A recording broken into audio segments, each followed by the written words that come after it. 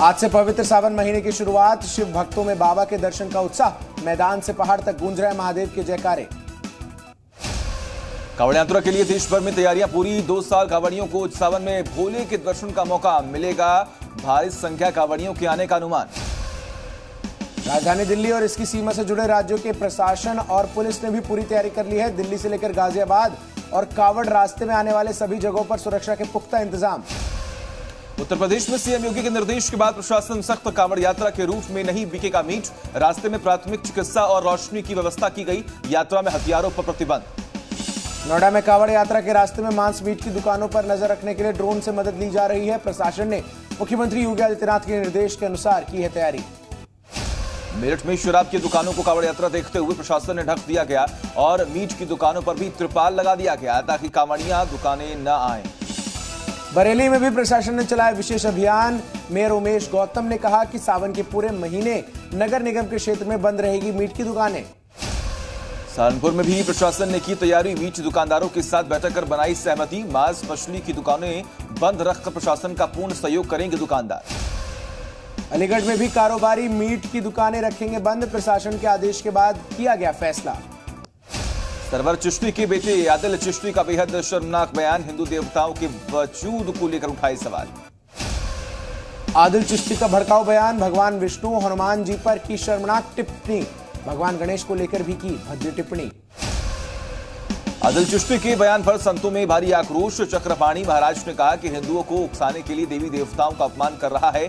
विश्व हिंदू परिषद ने भी जताया विरोध।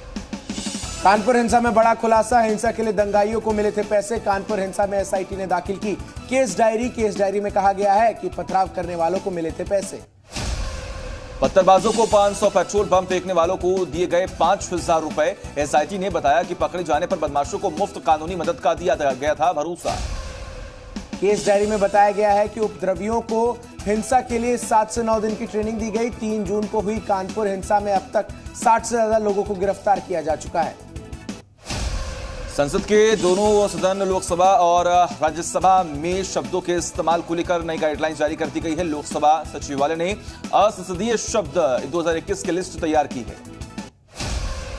लखनऊ में सबसे बड़े लुलु मॉल उद्घाटन के तीसरे दिन ही विवादों में आ गया। मॉल के अंदर नमाज पढ़ने को लेकर सोशल मीडिया पर घमासान मच गया है। राष्ट्रपति पद के उम्मीदवार यशवंत सिन्हा का सीएए पर बयान। कहा राष्ट्रपति बना तो सीएए लागू नहीं होने दूंगा। जैसे जैसे राष्ट्रपति चुनाव का दिन आएगा विरोधियों को तोड़ने की कोशिश और तेज होगी। बिहार की राजधानी पटना के फुलवारी शरीफ में 2 आतंकवादी गिरफ्तार। सिमी के सदस्य अहमद प्रवेश और गांधी मैदान ब्लास्ट कांड के आरोपी का सगा भाई गिरफ्तार। फुलवारी शरीफ की नया टोला अहमद पैलेस में दी जा रही थी आतंकी गतिविधि की ट्रेनिंग। आरोपियों को कई देशों से मिल रहा था फंडिंग। आरोपियों से पुलिस कर रही पूछताछ। शिवपाल यादव का अखिलेश पर निशाना। कहा मुझे स्टार प्रचारक बनाते तो कम से कम आजमगढ़ जीत जाते। हमारी उपेक्षा की तो 17 हारे, 19 हारे और 22 भी हारे। उत्तराखंड की राजधानी देहरादून में भी भारी बारिश का कहर। तेज बारिश के बाद शहर के कई इलाकों में जलभराव जैसे हालात पैदा हो गए। 18 से 22 जुलाई के बीच भारी बारिश का अलर्ट जारी है।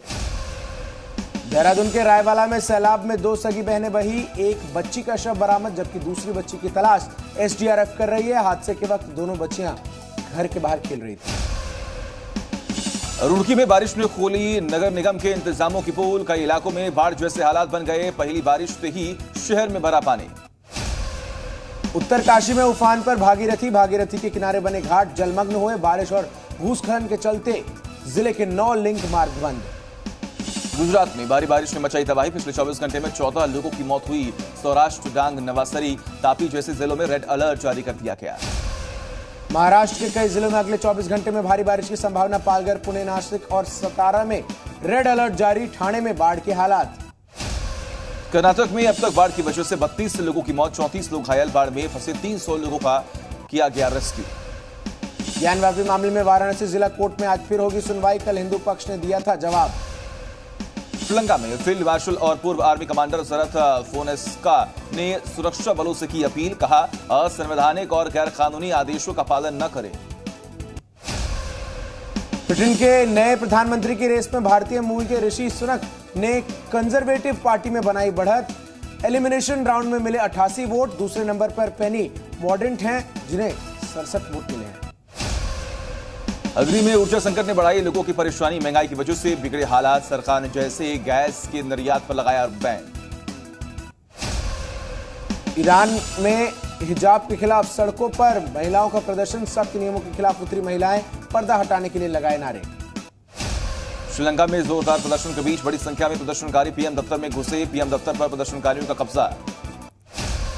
फ्रांस में रिकॉर्ड गर्मी का कहर। पेरिस में अधिकतम 36 डिग्री सेल्सियस तक पहुंचा तापमान। अगले हफ्ते में 40 डिग्री सेल्सियस तक जा सकता है तापमान। अलर्ट जारी।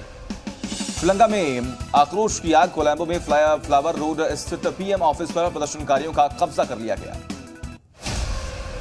स्पेन में गर्मी से हुआ लोगों का बुरा हाल। एंडुलिसा में बढ़ते तापमान की वजह से रेड अलर्ट जारी। अधिकतम तापमान 47.4 डिग्री सेल्सियस के पार जाने की संभावना। कोलंबो में पीएम दफ्तर में डटे प्रदर्शनकारी। पीएम ऑफिस की छत उग्र प्रदर्शन कर रहे थे। वहां पर राष्ट्रपति के देश छोड़ने से नाराज हैं लोग। पश्चिमी एशिया की यात्रा में इजराइल पहुंचे अमेरिकी राष्ट्रपति जो बाइडेन। बाइडेन ने इजराइल के राष्ट्रीय होलोकॉस्ट स्मारक का किया दौरा। प्रधानमंत्री यायर लैपिड भी रहे मौजूद।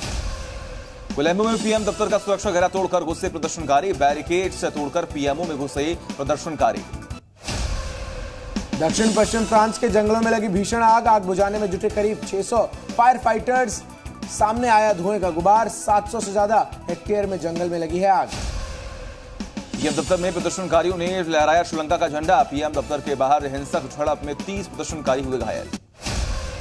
श्रीलंका में प्रदर्शनकारी उग्र। सरकारी टेलीविजन चैनल के स्टूडियो में जबरन घुसे प्रदर्शनकारी। सरकारी टीवी चैनल रूपा वाहिनी का प्रसारण रोका। श्रीलंका में सरकारी टीवी चैनल में लाइव के दौरान प्रदर्शनकारियों ने लाइव एंकरिंग की। प्रदर्शनकारियों को रोकने में सुरक्षा बल नाकाम रहा। कोलंबो में सुरक्षा बलों ने की हवाई फायरिंग। प्रदर्शनकारियों को रोकने के लिए चलाई गई गोलियां। श्रीलंका में बड़ी संख्या में प्रदर्शनकारी पीएम रानिल विक्रमसिंघे के आवास में घुसे। पीएम आवास के बाउंड्री वॉल पर चढ़कर किया प्रदर्शन।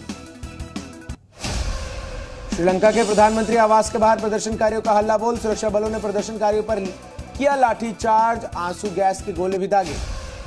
कोलंबो में प्रदर्शनकारियों पर आंसू गैस के गोले भी छोड़े गए। श्रीलंका के पश्चिमी प्रांत में लगाया गया कर्फ्यू। श्रीलंका में गुस्साई भीड़ ने प्रधानमंत्री कार्यालय को चारों तरफ से घेरा। सेना की लोगों को समझाने की तमाम कोशिशें नाकाम नजर आईं।